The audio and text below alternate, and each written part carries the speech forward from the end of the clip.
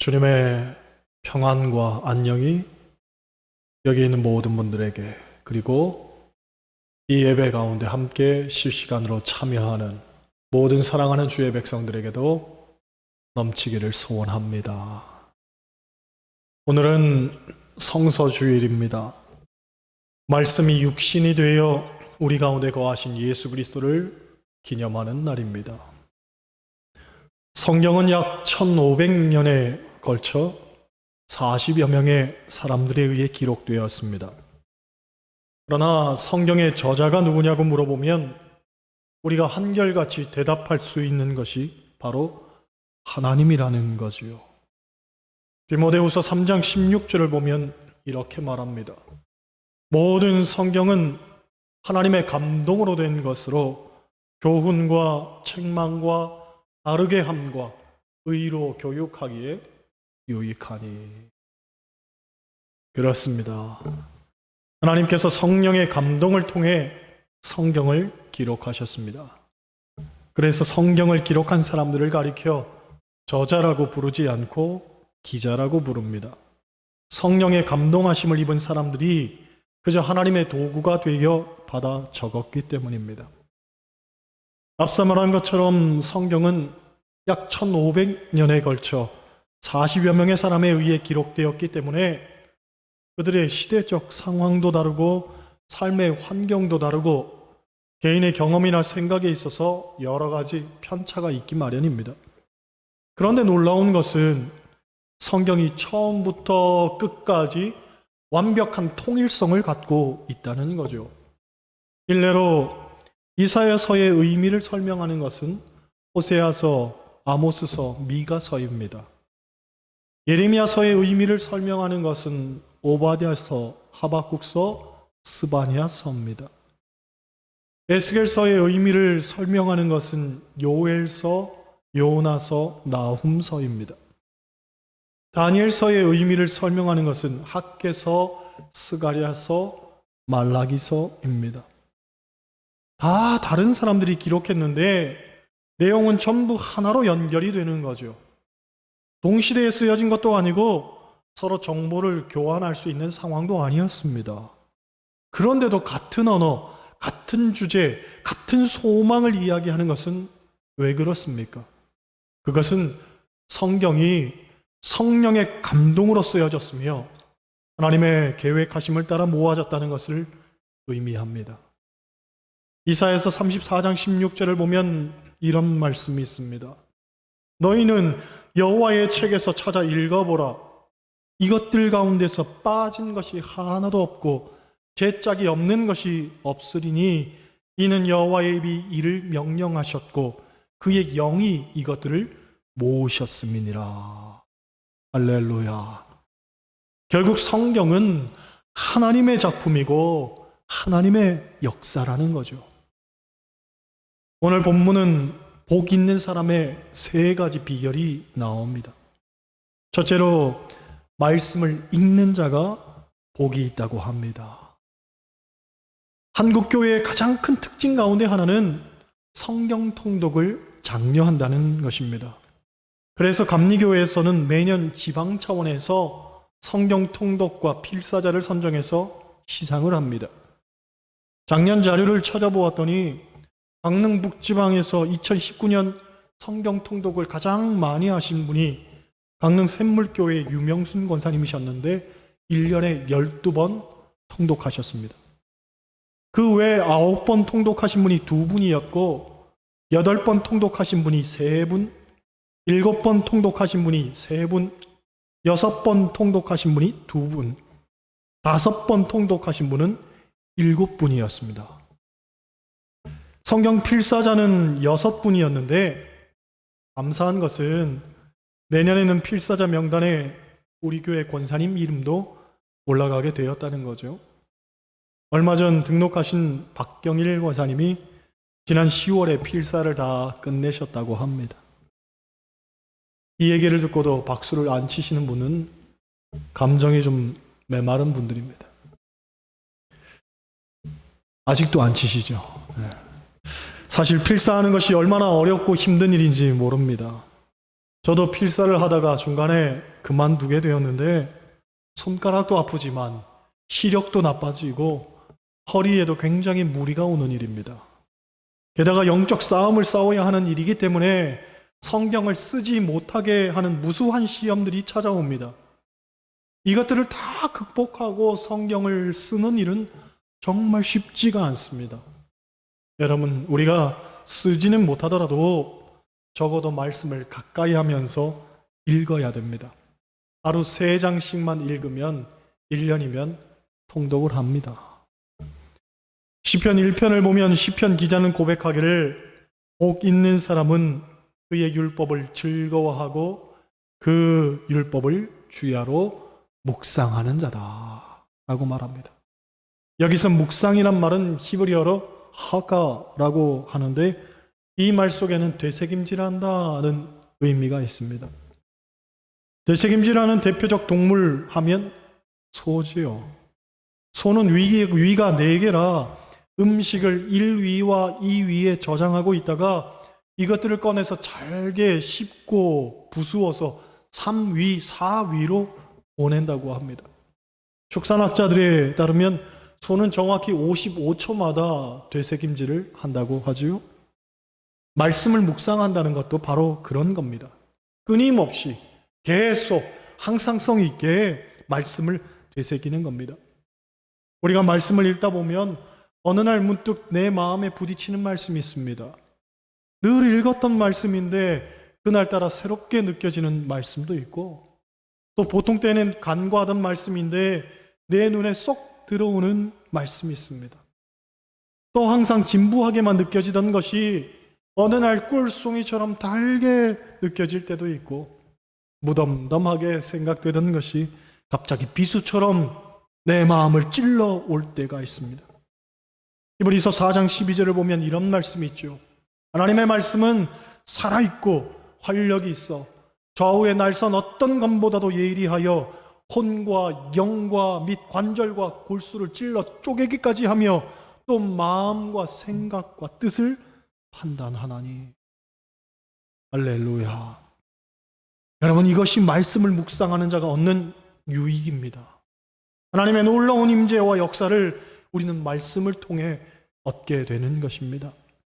특별히 코로나로 인해 교회에서의 회집이 어려울 때입니다.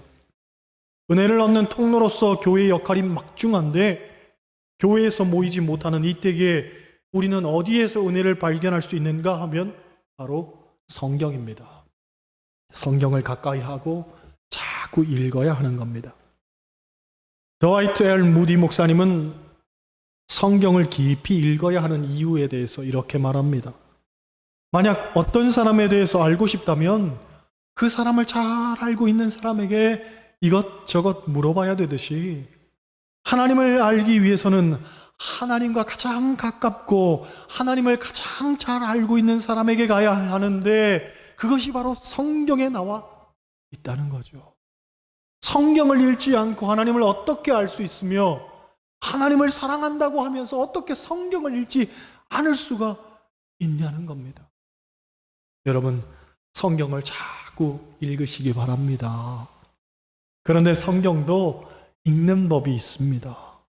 첫째로 성경은 높이 읽어야 됩니다. 따라 하시겠어요? 성경은 높이 읽어야 한다. 곧 겸손한 마음으로 읽어야 한다는 말입니다. 성경은 이해하려고 하기보다는 하나님 앞에 순종하려는 마음가짐이 먼저입니다.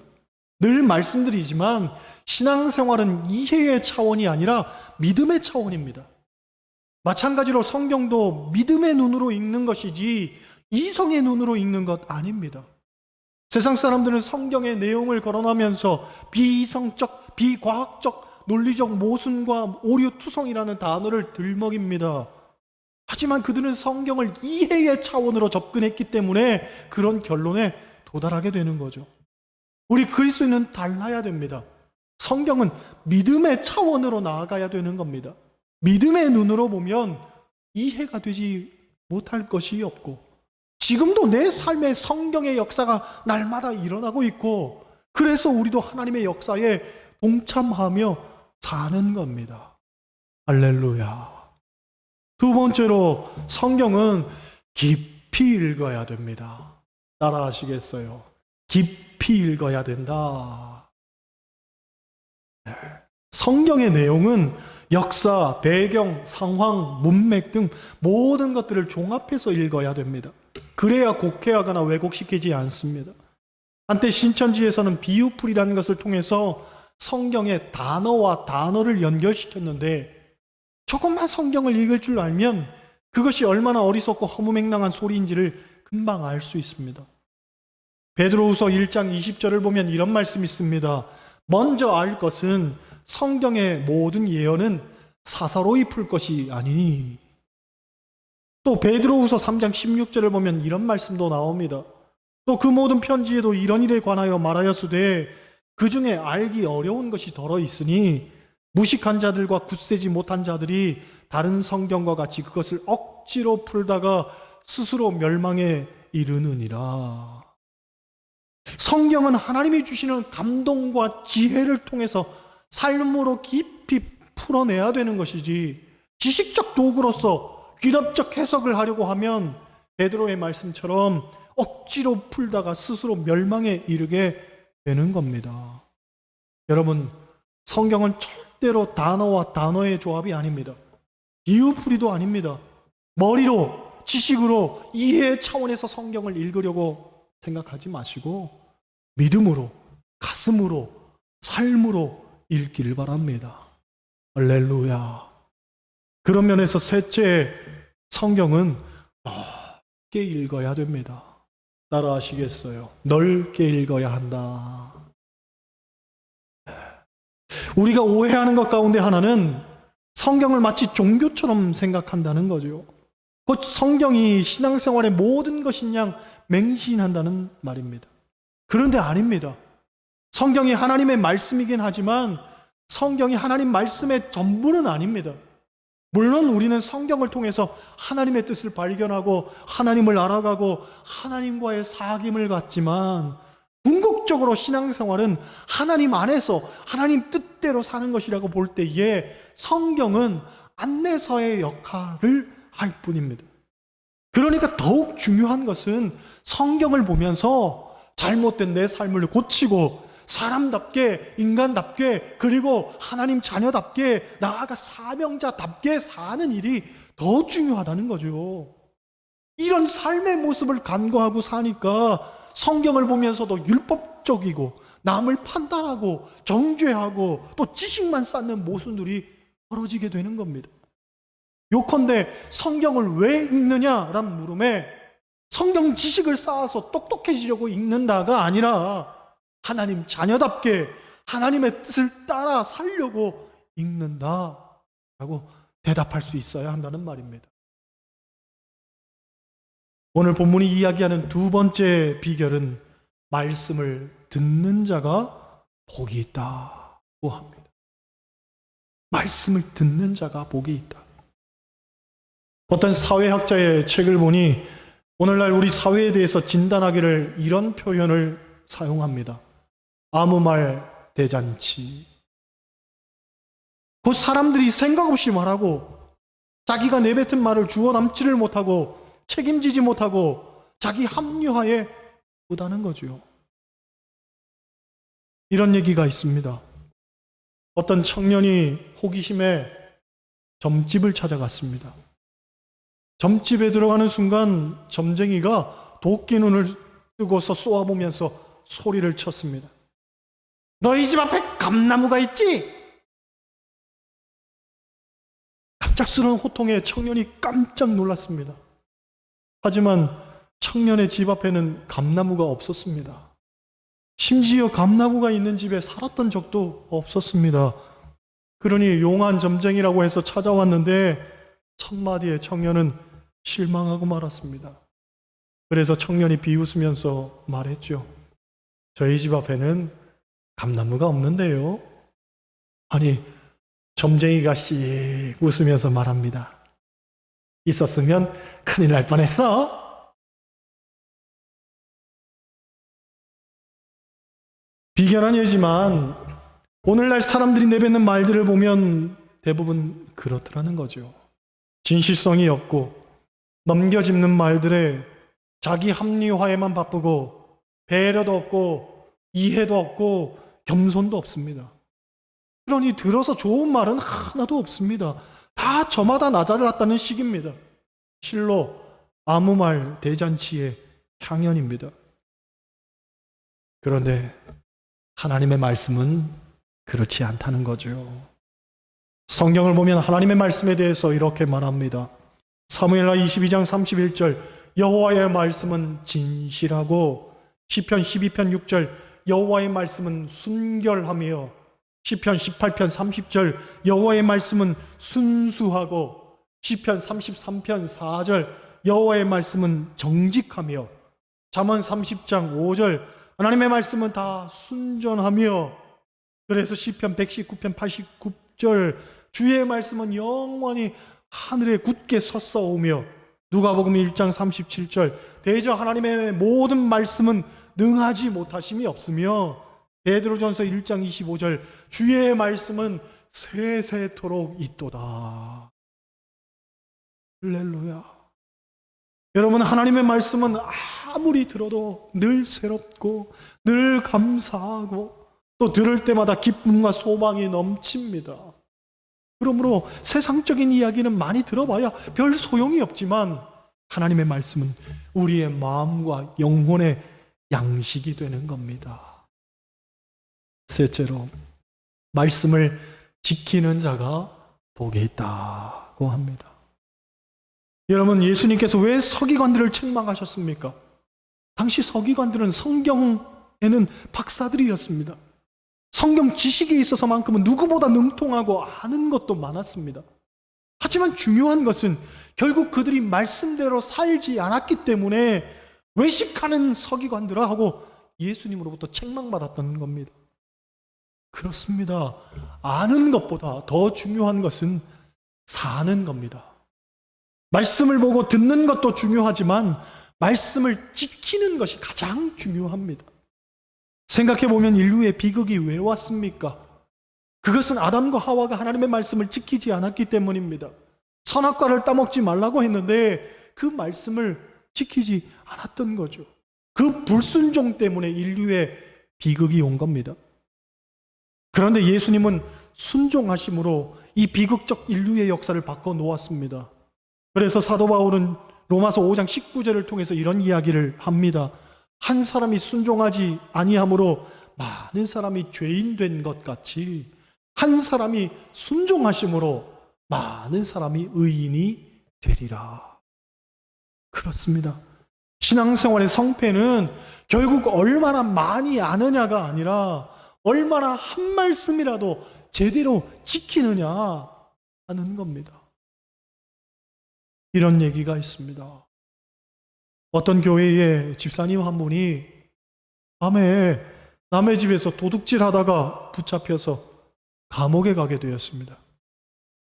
이 소식을 들은 목사님이 사실 꼴도 보기 싫었지만 그래도 집사가 감옥에 있는데 차마 외면할 수 없어서 감옥에 면회를 갔습니다.